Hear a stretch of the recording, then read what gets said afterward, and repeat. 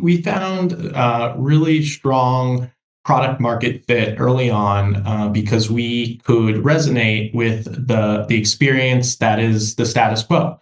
And we find that people end up having these spreadsheets that end up having tons of different colors on them and a million different dates and columns and rows. And they Yep. get stale very quickly because not everyone's managing the same version. So a lot of times, folks will either be conducting business. Hey, everyone. Thanks for joining us again on the Tax Rep Network podcast. I'm Eric Green. I am joined again. Actually, he's been here a few times, Frank Tumminello. from FileForms. I was going to say from the FileForm. So Frank is back, and we talked about BOI. We've talked about what was going on with all that, the craziness. Tax season's over, Frank. I know I've started dealing with this with my clients. Just the annual filings, LLCs, S corps. I don't know that people realize that FileForms does all that. That's right. We kind of got known for BOI, but the reality is you do all of this. And so for these accounts that email me, say, hey, what do you think about, or do you guys do this?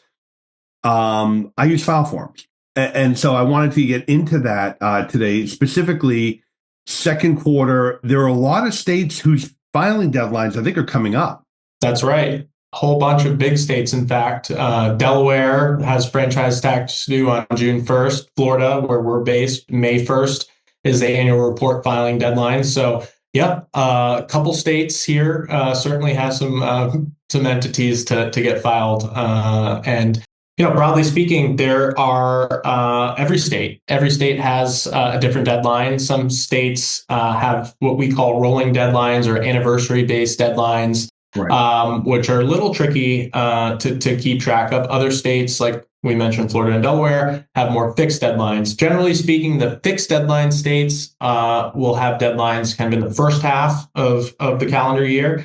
And then obviously the rolling deadline states have anniversary dates, deadlines throughout the year. So it is a little bit of a calendar exercise every year for folks managing clients or a large amount of entities. Yeah, and again, to get into it, one of the things I like about FileForms is I go into the dashboard and I see everything. Versus I need to remember, and now I need to go figure out, what deadline is which entity or which client or whatever. I used to calendar these things. Now it's just all right there. That's right. Yeah. We found really strong product market fit early on because we could resonate with the experience that is the status quo. And we find that people end up having these spreadsheets that end up having tons of different colors on them and a million different dates and columns and rows. And they Yep. get stale very quickly because not everyone's managing the same version. So a lot of times, folks will either be conducting business or running their portfolio or buying real estate. And before you know it, you got 10, 15, 20, hundreds of entities all managed by different vendors in all the different regions and states. And these spreadsheets just get out of hand. They're too hard to manage. And that's where we felt like there was a huge need for a platform, a single place to manage all your state and federal compliance, so that it's easy to keep track of all these deadlines with the reminders and notifications to keep you aware of the work that's coming. But we really try to outsource that work so you don't really have to think about it. Well, and you talk about spreadsheets. For those of us that do a lot of estate planning and a lot of tax planning, I have entities I've set up in Delaware, but they're doing business in New York and Connecticut. And so now I've got 3 different states that all have filing deadlines, all different. You might know that a lot of folks use Nevada, right? South Dakota. Again, if you're doing more heavy estate planning, South Dakota, North Dakota were really attractive because they allow dynasty trusts and all of that kind of stuff. So a lot of capital flowed there. Well, you have people with entities there. And, they kind of said, well, I had a lawyer set it up. I'm sure they're on top of it. Most lawyers don't. I mean, I'll be honest, there's different degrees. It's kind of like a CPA. There are some that, I just do returns. And then there are some that really get into planning and sophisticated, complex stuff. And there's a big, huge range between them. There are some corporate departments where they do everything for their clients. They keep the minutes, for those who have, thinking about public or going public corporations, they keep the minutes, the books, the stock, every transfer is all booked and never.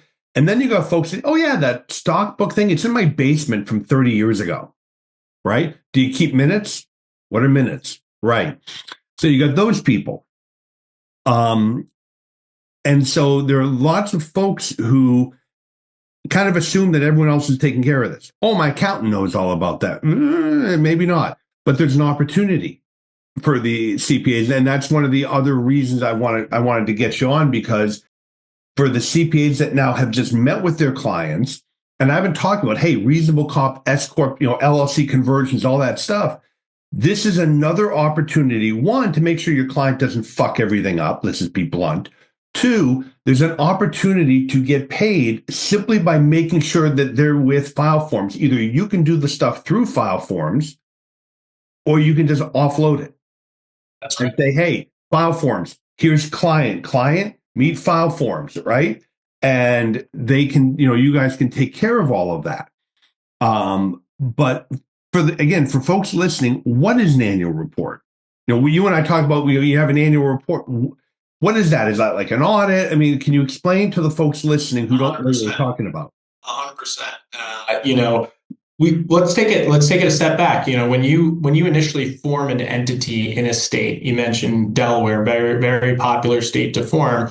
That is giving your company the initial registration at that, formation jurisdiction. So a lot of people will form in Delaware. Now they're going to have to file in Delaware every single year, because if information changes for that business, say the ownership changes, or the name of the company changes, or the address changes, for example, now that business will have to let the state know that, they have a registered agent, that they can receive mail. It's a publicly listed address. That's part of that initial process of forming. You disclose the information on the business, you elect a registered agent, which is a publicly listed address. And now that business gets formed. Now, every year going forward, that business will have to file an annual report with that jurisdiction, and that gives the state the most current information on that business. Now, as your business expands beyond that initial state of formation, it basically has to go incorporate at that new state that it's operating in. And how does it do that? It does so by filing what's called a foreign qualification. Now, that foreign qualification is pretty similar to kind of the formation process, because it also does require a registered agent address. Now, that registered agent address plus now the go forward annual report requirement is something that is pretty omnipresent state to state with very few exceptions. And effectively, the registered agent is going to be a publicly listed address in that local jurisdiction where you are going to be able to collect mail, legal notices, service of process in that local state. And that's required. That's not something that's optional. So if you, say, run a business out of Florida, but have a nationwide footprint, you're going to need registered agent addresses in all 50 states. You're going to need to file an annual report in all 50 states. You're going to have to foreign qualify initially in all those states. So there's quite a lot of requirements to maintain compliance at the state level. And if you don't file these things on time, the penalties are quite significant. And as we mentioned previously, the deadlines vary state to state, which is the perfect use case for technology. So you don't have to continuously keep track of these things. The unfortunate part is none of these state portals talk to each other. So there's this need to go literally to each state's clunky portal to file this information each year. And once again, if you're operating in a lot of states, or you have a lot of companies in a few states, this is weeks of work. Every single year, you can count on it. So why not take a proactive step and outsource this to someone who does it every single day, can guaranteed save time, can guaranteed save money, can guaranteed less bit wear and tear on your resources. And you can then offer this to your entire book of clients who definitely have this need. Unlike BOI, there were exceptions. There are no exceptions. No. And for an annual report, just for the folks listening, because I know a lot of CPAs, a lot of VAs are thinking, all right, well, the financials, what if we're not together? That's not the annual report. Like the annual report for Green and Sklar's LLC, they want to know who the members are, confirm the address, our home address. We have a statutory agent, which happens to be me. And that's it. I mean, that's really about the report. And there's a small fee, depending what state you're in. That's it. But if you don't do that, first of all, they can revoke the entity. I've had clients where we're dealing with the IRS only to have the IRS come back and say that entity was revoked 3 years ago. And I'll look at them and say, haven't you been filing your annual reports? They're like, what's that? Yep. So the answer we see it all the time. We Right. see folks come to us, we want to file for the present year, and we have to circle back to them and let them know you haven't filed in the last 3 years and your company has actually been dissoluted, which is a huge issue because sometimes folks are at the cusp of raising capital or doing a big transaction or getting a bank loan or something like that. And good standing is really what's going to allow you to accomplish these things for your business. So we're selling a Ferrari. Exactly. You can be shifting mindsets pretty significantly from, oh my gosh, we're in growth mode to, oh, we got to go do a bunch of housekeeping to allow us to get back to growth mode. So right. Why not stay on track the whole step of the way? So I have a client of mine in another state calls me up and says, I need you to set up a Texas LLC by tomorrow. Like, you're now doing work in Texas? No, but do you remember when Ferrari came out years ago with the last true turbo? It's the aspirated engine or whatever. I'm not a car. Of course. Yeah. And I said, it's a piece of art. There's a Ferrari dealer right by where you live. Go get one. And he said, no. They're gone. Each of them only got two. The guy in Houston or wherever has one, but he can only sell it within his geographic range. I need a Texas LLC by tomorrow. And so we set it up. Now he paid $400 for it. He just sold it for $1.6 million. Wow. The entity was defunct. The buyer starts balking, saying, your company's defunct. You can't sell this. So now I had to hire friends of mine in Texas to, on an emergency basis, pull strings, get him reinstated, and we got the sale done. But I have to tell you, he now had legal fees with the attorneys in Texas. I didn't charge him anything. He's a friend of mine. But I'd say he spent probably about $7,000 or $8,000 getting everything straightened up to do the deal. Now, he still made $1.6 million. But the bottom line is, if you're raising capital, I got to be honest with you, even if you go to close down, if you have not filed in Connecticut, they're not going to let you dissolve it. You need to make all that up with the late fees. No, it is a big deal. And I'm willing to bet, for the accountants listening to this, if you think about it, how many of your clients do you think are actually on top of this? More than that, I'd say, do any of you think more than 10% are on top of this? Probably not. All right. So this is an opportunity for you. One, again, make sure they don't screw this up. But two, it's got to be dealt with. FileForms has a partnership program with accountants where you can actually get paid for helping your clients just deal with FileForms. We'll get into that in a little bit. You mentioned some deadlines, Frank. Yeah. Or whatever. Just quickly, any big one, like Florida's a big one, right? Florida's huge.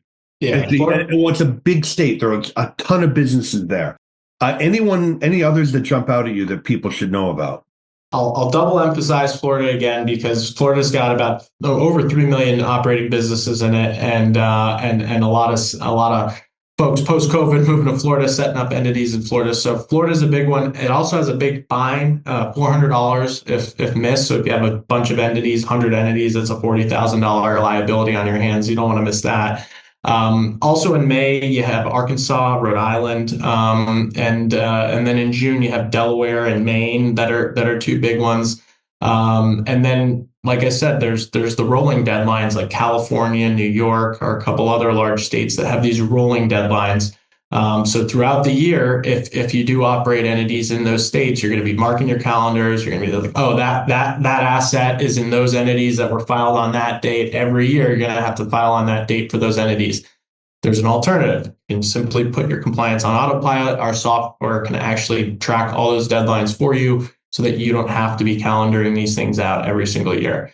So that really makes a huge difference for a lot of folks. But yeah, in the next, I would say right now is filing season, and then post June 1, they'll continuously be filing, but those big states do stand out pretty significantly. Yeah, no, and again, I'm just going to not to beat this point, but for the accountants, the CPAs and EAs listening to this is an opportunity to make money. All right. And I'm putting on my entrepreneurial hat. If you look through who has LLCs, S Corps, all right, and if you have C Corp still in your clients, of course, there are people who probably should be, no one should be a sole proprietor anymore. So you may have people who should be LLCs. You add all that up and you reach out to them and say, who is doing your annual report? Do you want us to help you with this? We work with a partner, FileForms. They will calendar. They will do this automatically. You don't want to get fined. You don't want this thing to go defunct because you'll find out when you get sued. When something happens and now that you get sued, that is a plaintiff's dream, to find out that the entity, the LLC or the S Corp that owned the cement truck that ran through the red light and plowed into 16 cars and killed 10 people. We had that here years ago in Connecticut. That there's no entity, and now I can sue the owner, right? So taking care of all of this, there are some accounts like, I don't want to be bothered with it. If you're entrepreneurial and you recognize this is an annuity, I can get paid every year, this is how you make money. And again, you're doing the right thing by the client. I'm not trying to tell you to sell something to the client they don't need. They need this. If they're already taking care of it, they already got a corporate lawyer, great. I just want to make sure you're taken care of. Yeah, there's a few components of this too, which I think make it kind of an educational information type conversation where, one, folks might not be aware of it. They could actually be assuming liability by not taking care of it. You mentioned being dissoluted. Businesses could lose their names. A lot of companies are very, brand. They spend so much time and marketing dollars on building a brand. If your company loses its good standing, it could lose its trade name. It could actually, have to kind of restart to some degree, depending on whether another competitor swoops in and grabs your name, for example. I will tell you this, and I don't want to name them. My brother's in Hollywood, for those people who don't know that. A friend of his had his entity go defunct while the copyrights and trademarks he had were under the entity. They got bought by a competitor out from under him because it went defunct. It wasn't in his name. It was in their name. They then went and filed for it. It was a mess. It was a real mess. And I believe that litigation might still be going on. The point, there's a lot more than just the headache of, I got to pay the $50 or $100 or whatever it is for the annual report. You have this legal entity, everything that it owns, every contract that it has signed, all of that stuff is now on the line. I have a question for you, Frank, and I want to ask you this. What do you think about Delaware? Delaware used to be, and for those folks listening, years ago, their corporate body of law, not only did they have, I think, the most robust set of statutes, but they had a history now of case law. So it was viewed as very, it was comforting for investors because they knew what they were getting. We know what Delaware is going to do. We get it. We understand how they treat different level shares of stock or whatever it is you were doing.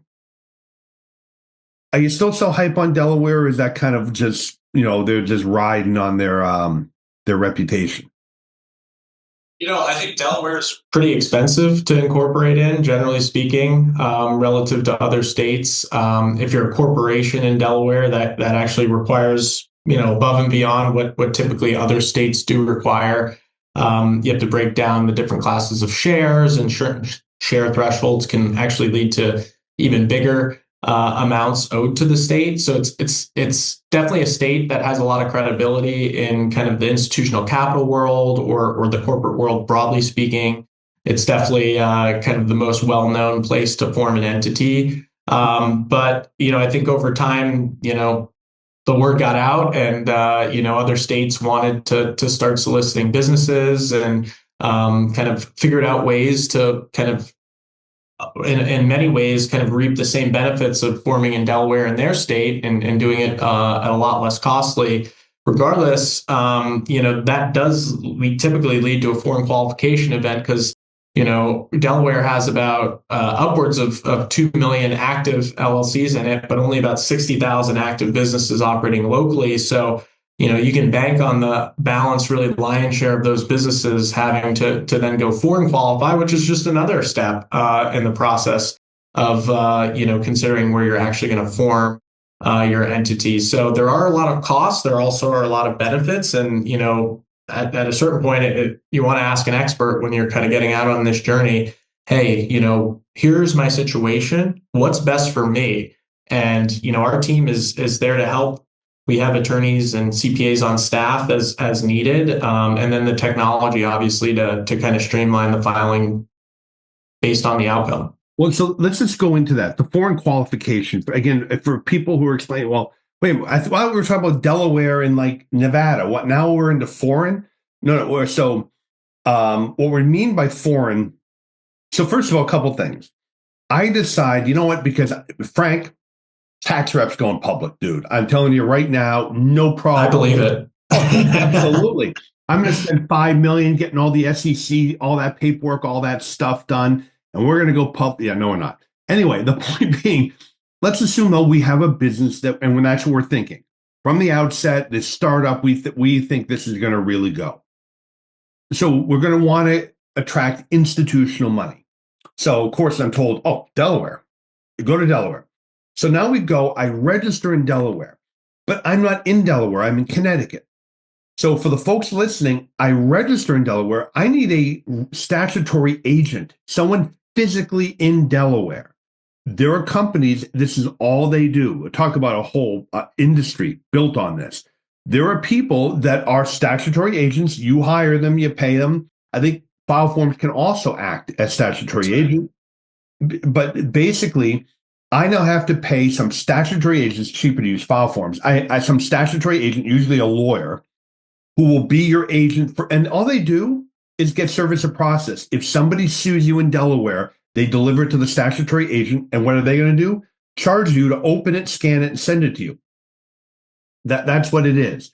But now I'm going to do business in Connecticut. Tax rep is physically in New Haven.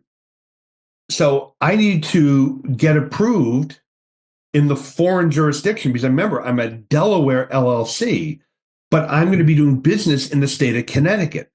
So Connecticut's going to have a registration fee, and I need a statutory agent here in Connecticut, which of course would be me. But again, if it's not me, because maybe I sit in Florida, right? So I'm going to have to hire a statutory agent to accept, service in Connecticut. This, as you see, so it's always funny. I have these people who've read about this online, Frank. You guys must get these calls. And they're going to have the next Amazon, no doubt. It's such a killer idea. And they got to register in all 50 states. And they're going to, all this big, and you start adding up the cost. I get this from doctors. Well, I'm going to set up a Nevada LLC, but it's got to qualify in Delaware. And it's going to own an entity because they read online some Vikakta, complicated. And I said, all right, time out. Why don't we see if the idea even has legs first? We can set you up in an LLC here. All right. And if this gets going, as why? Because now you're making money. You're making money and you're going to move and start doing business in New York. Well, now it's a no-brainer. Of course, we're going to spend the money in New York because we're making money. Right. And let's kind of take this one step at a time. the one exception I could think of is big public companies that are going to spin off like a sub. They're already doing business everywhere. They're going to just register them in all 50 states and be done with it. But for folks looking at this can get very expensive. It can get very complicated. And your client, who's very caught up in being the entrepreneurial frenzy, sometimes overlooks this stuff. I've had people, I found out they're doing business for 10 years, and I said, well, where's your registration in New York? I looked and I don't see it. And they're like, well, we registered in Delaware. Yeah, but did you register in New York? No. Do you pay sales tax in New York? No. Okay, we have a problem. Now, we love problems at Green and Splars, but anyway, it gets crazy. So, I just want to double click on one thing, Eric. A lot of folks working from home this day and age, a lot of folks using their home address as their business address. That's, an approach. It's maybe not the most pragmatic approach, because a lot of people don't realize their home address is now exposed. Yeah. Their home address is on Google. Their home address is, on the company website. It's on a lot of different search engines, in fact. And, that's why, why also risk your home address and being your own registered agent? Now, there's cost benefit to it. Don't get me wrong. You can be your own registered agent in that local state. But is that cost savings of less than a few $100s worth exposing your home address to the public? As an attorney, I can assure you it's not. If somebody called me, I'd be like, spend the $200 or whatever it is and have the resident agent use their address. If anyone shows up, they're angry, they didn't, the apples were rotten or whatever. Let them go show up there. They can complain. The statutory agent could care less. They'd be like, okay, I'll take notes. I'll let them know. Thanks. Right? And you don't need them showing up at your house. You also, by the way, are going to get the deluge of junk mail. You need the employment posters, and you want, I'm trying to think what other shit, a certificate of, a certified copy of your LLC articles of organization. I don't know who actually wants to take this stuff and frame it, but they're going to try to sell it to you for $150, whatever. All that stuff, let it go to their office. Yeah. That's my feeling. So let's talk about this. You mentioned filing season. Now, to accountants, filing season just ended. Right. But for annual reports and stuff, we are getting into filing season. And for the rolling states, it never ends. It just goes year round. Is there a best time to streamline your agent relationship? To kind of, I have my thoughts on this. Or let me put it a different way. Isn't this a good time of year for the accountants? They're now coming off of hopefully a few days of vacation, knowing their deadline's coming up. To me, this is a great time. This is why I wanted you on, to get your arms around this for your clients. And now, again, build an entire revenue stream with the partnership. But if nothing else, it's a good time to at least remind your clients that they need to deal with this. Definitely. And, we provide, as folks that worked with us on the beneficial ownership information reporting, we provide everything clients need for you to share with them. So we like to say we give our partners a bear hug, because we give them the tools, the technology, the email copy, the templates, the social media assets, and our time and access to our schedules in order for you to educate your clients of what they need to know to keep their businesses on track, avoid a lot of these issues that we're speaking about here in the open today, so that folks can learn from the mistakes that have been made in the past.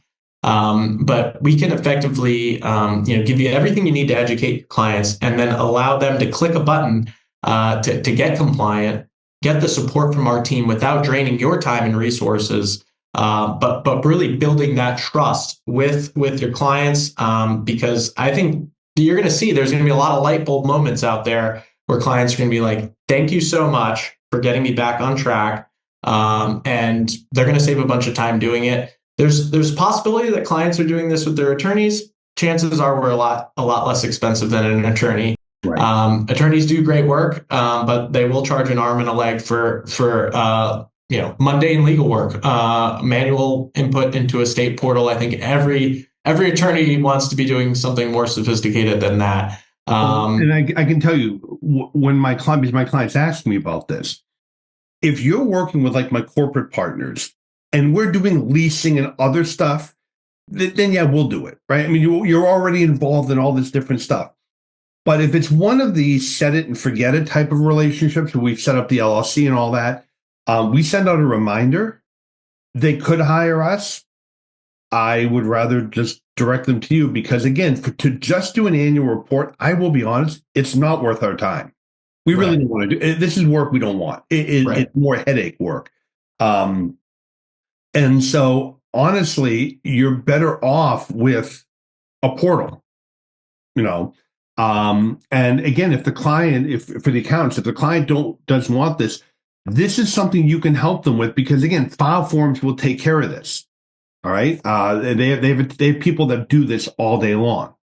Exactly. And we also white label our technology. So if you really want to instill a branded experience that feels very much like your look and feel of your firm, we do white label our technology. We do offer custom pricing, custom bundles. So I'll just reemphasize, we do everything from the entity formation, LLCs, S Corps, C Corps, across all 50 states. So if you need an entity for one of your clients or for your business as it expands, we help with that. And then we put these businesses on these plans going forward so that they don't have to keep track of all these filing requirements. They're getting the notifications to their email. They're able to interact with our team. You won't miss a deadline, and you'll have a single solution to store and to keep track of all of these different things that need to be managed.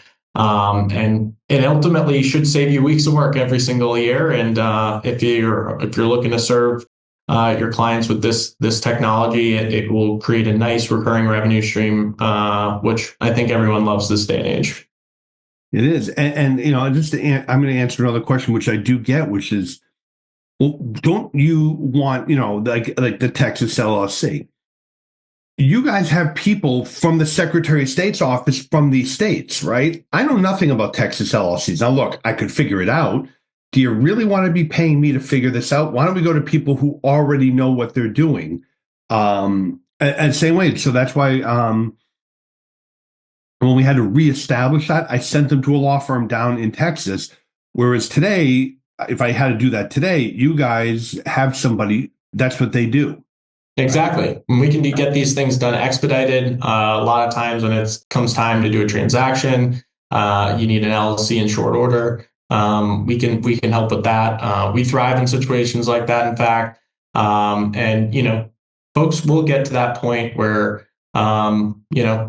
they need a solution. They need to no longer do this internally. It gets out of hand, and that's where we really step up and make a big difference. I think CPAs for maybe quite some time have avoided offering this service, and it might be time to actually start providing this service, because now you can in a way that's not going to require you to hire seasonal staff, or is not going to require you to pull your hair out right after 415 deadlines.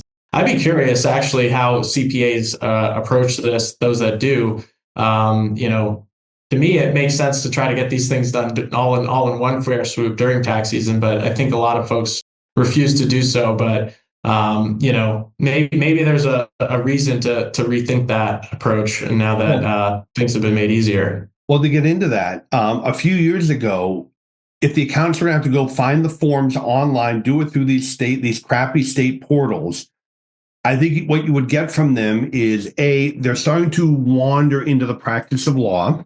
Mm-hmm. A little nervous, but two, it's the last thing they need to add to their tax season morass.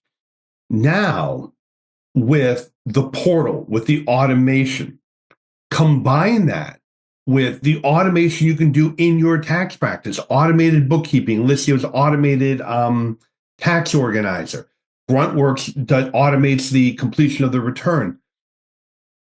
in that scenario, if for the accountants that have really embraced the technology and built the leverage, you would want to absolutely do this at the same time. I'm already reaching out to my clients. Fuck doing it twice. We're doing it once. And by the way, while we're getting all your tax stuff, confirm this information is correct so we can file your annual report and just take care of that. Right? Yeah. And I just want to emphasize the extra fee. That's it. I mean, that's the thing is I just want to emphasize how easy we can make it, because a lot of folks do have all of their client names, all of their client addresses, all of their client contact information in either a spreadsheet or in their tax prep software or in their client relationship management system. You can literally export that into a sheet, send that to our team. We will upload it into our portal. It will be a portal that you're granted access to. All of your client information will be there, and it will push a link direct to your client, and they can click, see their information pre-populated from their previous annual report, update any information that might have changed, swipe with the credit card to check out, and they're compliant for the next year. Now going forward, they'll get a reminder 120 days before the next deadline. They'll get reminders until they file leading up to that deadline. And think about all you just accomplished in just a quick 2-minute upload with a notification sent out. Now your clients are on autopilot.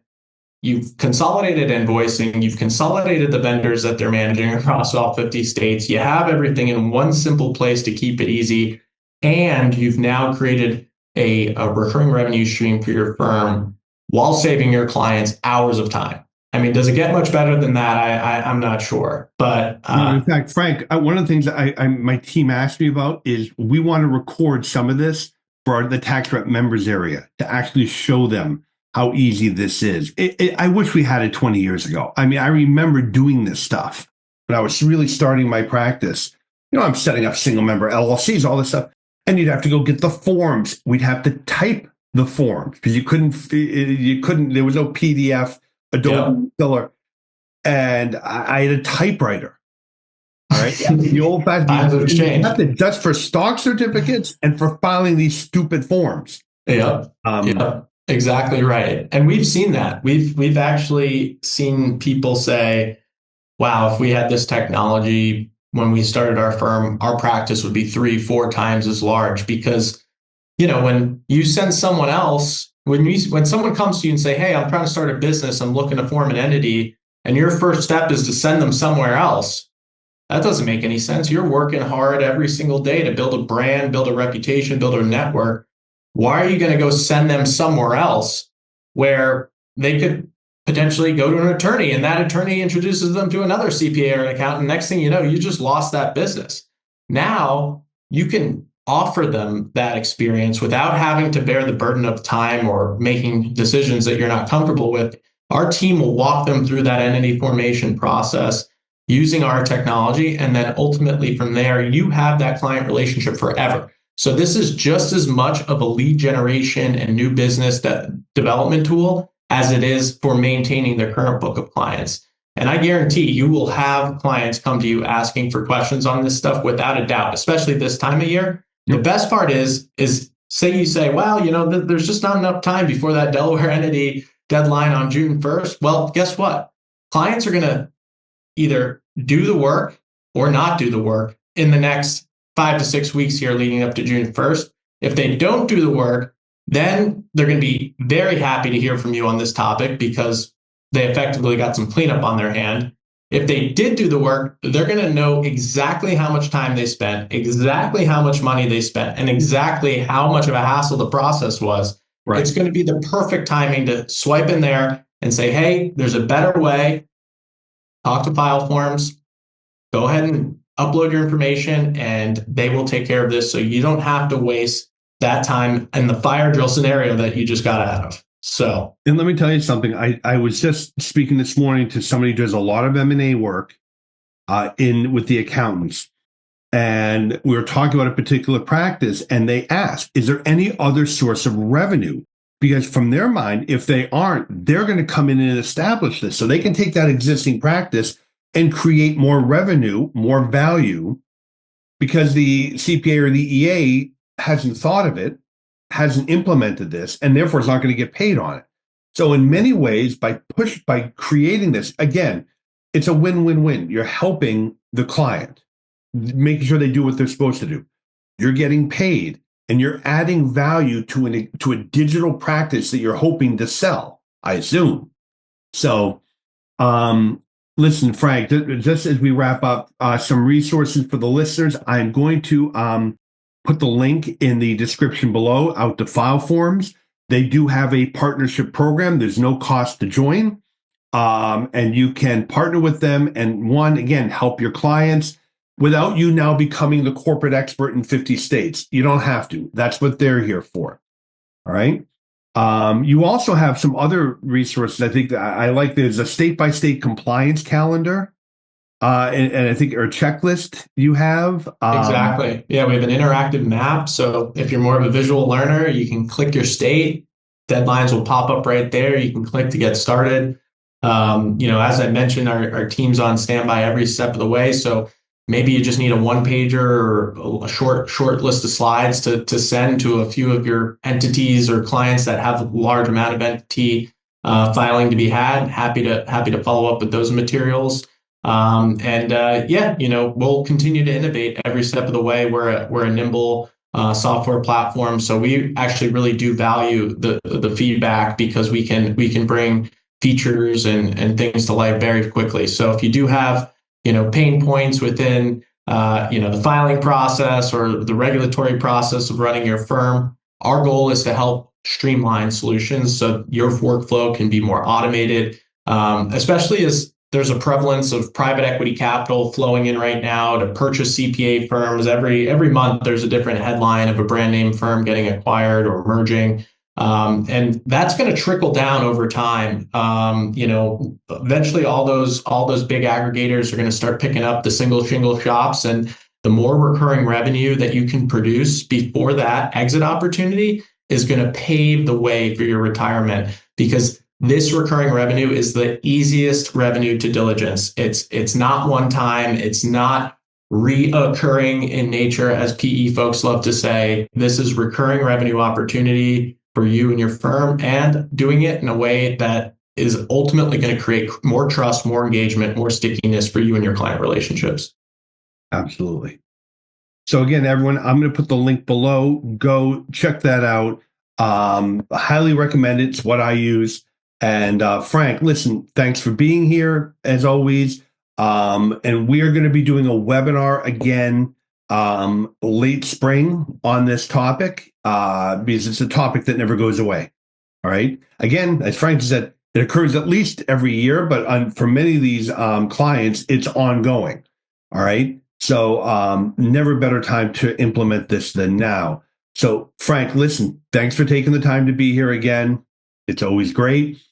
I wish we could be in person. I wish I could come to Fort Lauderdale, but yeah, come on down. We'd love to have you.